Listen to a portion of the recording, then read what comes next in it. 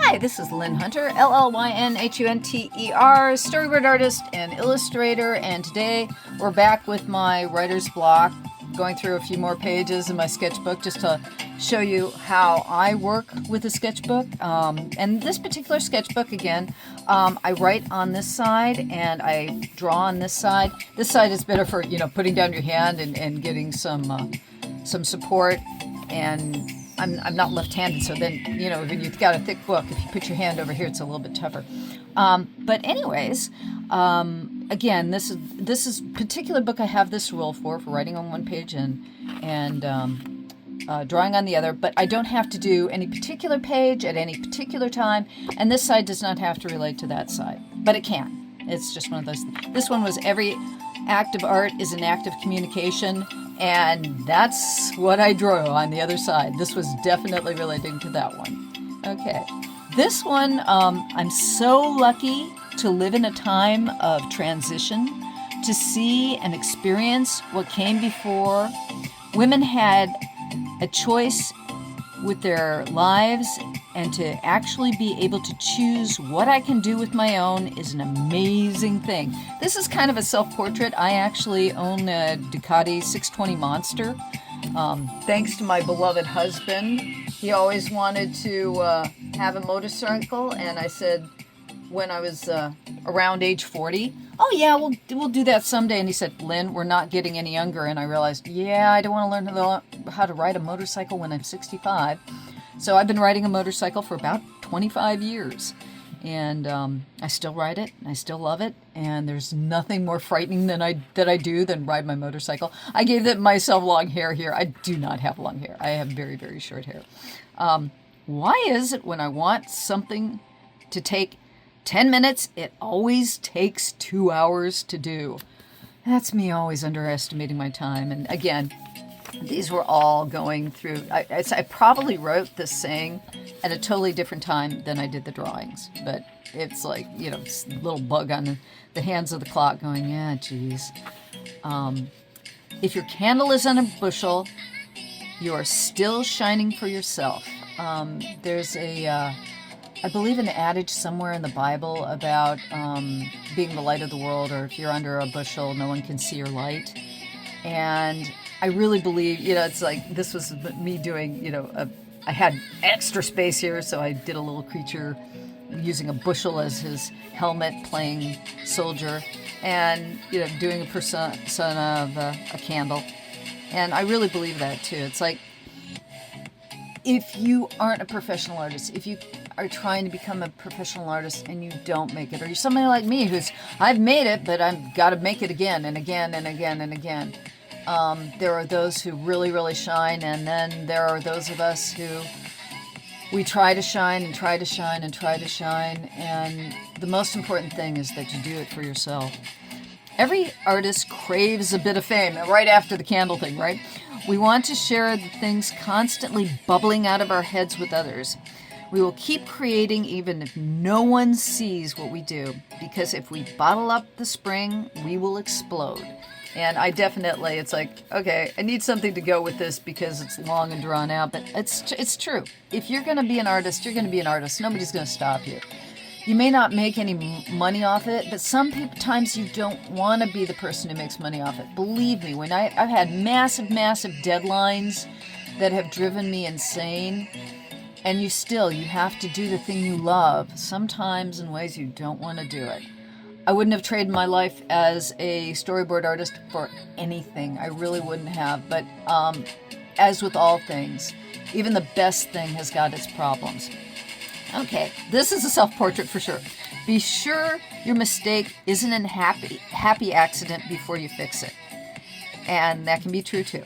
I have made lots of mistakes, and this is just being funny because what is the funniest thing in the world still in gag comics? Rake in the face, slipping on a banana peel. We will always laugh at it. Always. But is it a mistake? Yeah, it is. This is just me playing with character and face and colored pencil.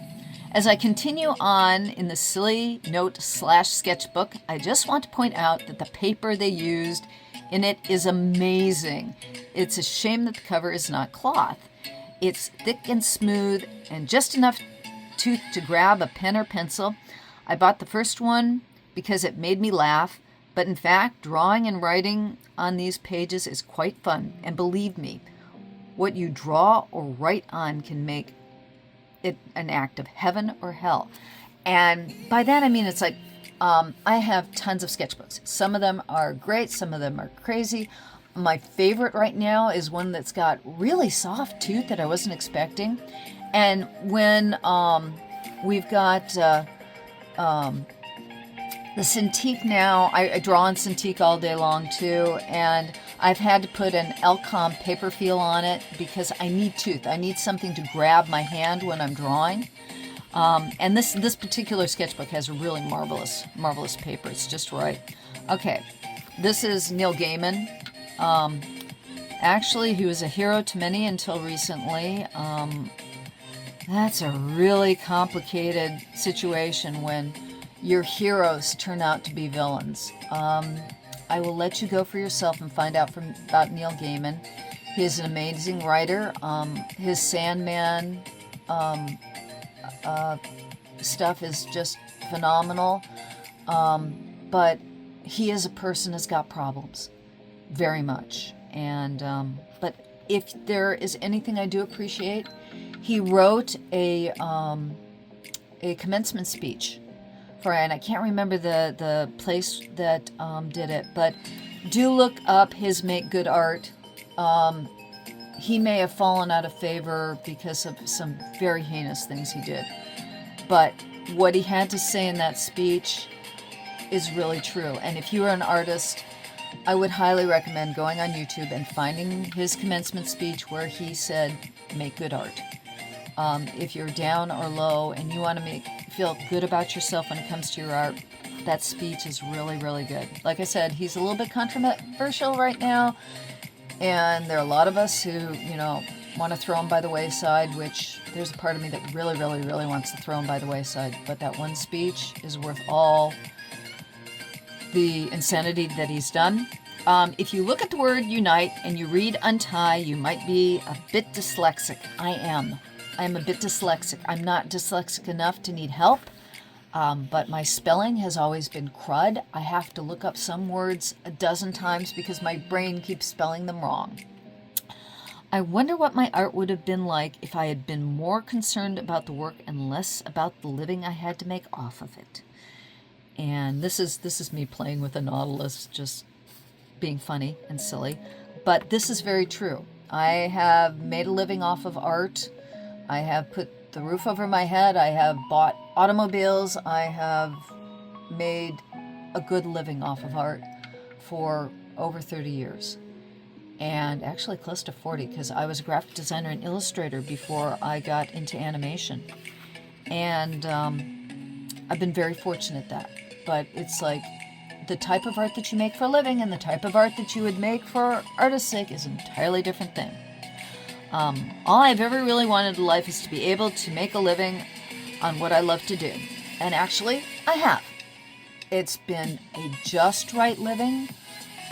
There have been times when I have had to borrow against my house because I did not have the work coming in. There are times when I have had to pull all-nighters. My husband has never had to pull an all-nighter for a deadline. And I'm envious of that. I'm envious of people who do not have to stay up all night to make a deadline because you weren't given enough time to get the project done. This is a self-portrait. This is definitely a self-portrait. This was me feeling like screaming, and I was screaming on paper. It's always nice to be able to draw out your emotions.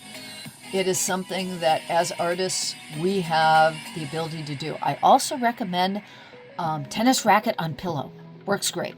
I've been singing everybody else's voice for so long, I have forgotten what my own sounds like. Also self-portrait. The fact of the matter is that when you're in animation, when you're a professional artist, you have to be concerned with somebody else's message, not your own. Your message is part of that, but it's always a cooperative effort. And that can be fun, but it also can drive you insane. I'm getting to do more of my own work now, but I still do cooperative efforts. It can be fun and it can be frustrating. And when it's frustrating, it's really frustrating. And this is just a nice figure drawing. If you're not happy in this moment, figure out how to be happy in the next. And that's advice to myself. And I think it's a really good piece of advice to myself because I get depressed. Everybody gets depressed. Everybody gets the blues at times. And realize that it will always pass. And figure out a way, it's like if you're not feeling good now, find a way. It's like, do anything to make yourself feel better. And I found that helps. I always do something to make myself feel better when I'm not quite sure, how things are going and how I feel. The problem with being old is that only yesterday I was young. Again, I'm 65. It's like it was only yesterday that I was in my 30s and first starting out in animation and going through the insanity of still learning how to draw. And at 65, I still feel like I'm learning how to draw. Always, always. And this was just, me playing with a pose of a girl, and I wanted to play with her face and her expression. And just, that look of confidence in and kind of, how shall I say, confrontation. Okay. It's always more it's always more fun to do what is challenging than to do what is easy. And that's me in a particular way. I will always go for the hard way and then the easy way, just because it is. I always find the challenge more exciting than doing something easy. Except for when I'm sketching, and I was just sketching. And I always, this is a reoccurring theme of mine, somebody conjuring up something magic. And I love made-up birds and fluttery things, and that's what that was. Nice little, always playing with hair, always playing with bubbles and water and things like that, and still never getting quite what I want out of them. My life is heaven and hell. Is that good or bad? Either, neither, both. And that's, again, a truism of life in general. It's going to always be good and bad, always. It's always going to be the roller coaster. But I'd rather be on the roller coaster than the merry-go-round. Evil succeeds when good people do nothing. Go out and protest. I've been doing it on a regular basis. At least when you can't do anything, it makes you feel better. If you're in a situation where you feel like the world around you is not being just, do something about it. I've been calling my congressman lately and sending out postcards and doing all kinds of things because I'm not real happy with the political situation right now. This guy was just, I want to draw something evil. I want to play with detail. I want to, do something silly, work with pen. And that was all this was. It's like, okay, I've got this page over here. What do I want to do over here? And I put a frame around him. And that was fun, and it looked silly, and it came out nice. Okay, this is my character, Malcolm Steele, and occasionally I will draw him just to draw him, and I have a comic book and a graphic novel that I'm working on. I took a hiatus for about a year and a half, close to 2 years. I am going to be getting back to it. Come to my Patreon. You can join for free. I usually unpost it or take most of my posts and allow them for general public 3 days after they're posted. I'm getting back to Silk and Steel again. I've also got a Patreon that's just Silk and Steel, and I've got to get that back in order. But I plan to finish. It's a 15-chapter. I'm thinking about doing 3 graphic novels, each 12 to 15 chapters. I'm on chapter 3 right now. But this is one of my heroes. That's Malcolm. And it's a steampunk buddy comic, best way to describe it. After so many drawings over so many years, I'm still trying to discover how to create the illusion of what I see in my head as a kind of reality on paper. And that's every illustrator's task, is to come up with that thing we see in our heads and put it on paper so we can communicate to other people what we see in our heads. And it's not always the easiest thing to do. Oh, and this was just playing with birds. Is messy, crapped out art worth looking at? It's like, of course it is. Me playing, like I said, silly bird with, quick quick drawing. Everything in here is a quick drawing, mind you. Nothing in here takes more than probably 30 minutes to an hour at the maximum. Most everything is anywhere from 5 to 10 minutes at the most. And yes, here we go from one question. Is messy crapped out art worth looking at? And then you turn the page at and says, why is this a question? It's not. It really isn't. Any crapped out art is, even if you do the worst drawing in the world, keep it. Keep a sketchbook. Do crappy drawings. Do stuff that you don't care about, because you'll look at them a few years later and go, that wasn't as bad as I thought it was. Or you'll go, oh man, that one's really bad. Why did I leave that in there? And you left it in there to remind yourself that not every drawing is going to be a perfect drawing. And I'm going to do a few more, and then we're finished for the day. This is me just playing. Backgrounds are my weak area, really weak area. I want to really strengthen my backgrounds this year. I want to work on characters and backgrounds, and this is me looking into the distance. And this is a good page to finish on. You guys can take a good look at. I left the underdrawing on it so you could see the underdrawing on it. So I started out with pencil. I came in with pen. I did not do a straight border around this. I am, my biggest problem, straight lines. I need a ruler for straight lines, okay? If you walk 1,000 miles and still not reach your destination, you may not have reached your goal, but you will have acquired much along the journey. And that is one of my big philosophies in life. It's like, find a way to make every day amazing. Find a way to keep aiming your nose. I always say I'm like a guided missile. I keep aiming towards getting better.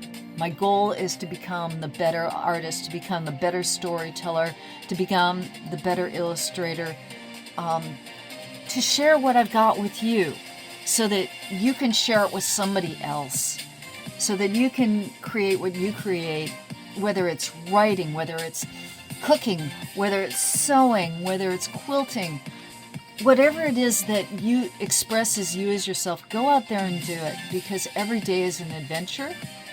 And I hope you find as much joy in life as I do. So we're going to stop here today. I want to thank you for taking the time to look at my silly sketchbook. And I get to review it and keep a record of this, because when I get done with this, I'm going to pass this book on to a friend. I always pass these books on to another friend or another artist to hopefully encourage them to do the silly, stupid things that I have done with my life, because guess what? We all do silly, stupid things. Okay, we're stopping there for today. Thank you for your time. Thank you for looking at my sketchbook with me. I appreciate you being here. My name is Llyn Hunter. Go join my Patreon. Please at least like and subscribe to my channel. Helps the numbers, Maybe one of these days I can actually make money off this thing. I doubt it. That's not why I do this. I do this so I can be with you and share what I have. Thank you very much for being here. Again, till next time. Bye-bye.